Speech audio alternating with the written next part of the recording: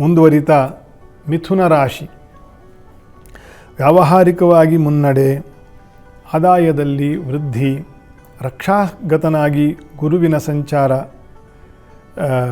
ಎರಡನೇ ಮನೆಯಲ್ಲಿ, ಅತ್ಯಧಿಕವಾಗಿರತಕ್ಕಂತಹ ಉನ್ನತಿಯನ್ನು ಕಾಣುವ ವರ್ಷ ಮಿಥುನ ರಾಶಿಯವರಿಗೆ. ಆರೋಗ್ಯದಲ್ಲಿ ಸುಧಾರಣೆ, ವಾಕ್ಶಕ್ತಿ, ಕುಟುಂಬ, ಕೊಡುವುದು, ಕೊಳ್ಳುವುದು, ನೆನಪಿನ ಶಕ್ತಿ, ವಾಗ್ದಾನ, ದಾನ, ಆರ್ಜವತೆ ಅಂದರೆ ಸೆಲ್ಫ್ ರೆಸ್ಪೆಕ್ಟ್ ಅಂತ ಏನು ಹೇಳ್ತೀವಿ, ಇದೆಲ್ಲವೂ ಕೂಡ ವೃದ್ಧಿ ಆಗ್ತಕ್ಕಂತಹ ವರ್ಷ ಮಿಥುನ ರಾಶಿಯವರಿಗೆ ಈ ತಿಂಗಳಿಂದ ಶುರು ಆಗ್ತದೆ. ಜೂನ್ ತಿಂಗಳು ಬಹಳ ವಿಶೇಷ ಇದೆ. ನೀವು ಕೂಡ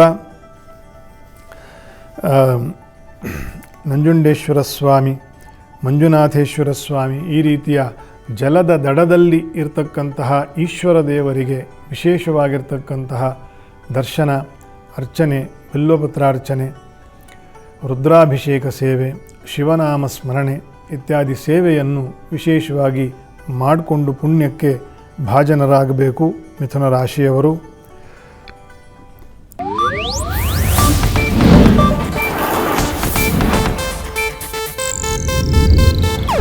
ಇದು ಏಷ್ಯಾನೆಟ್ ನ್ಯೂಸ್ ನೆಟ್ವರ್ಕ್ ಪ್ರಸ್ತುತಿ.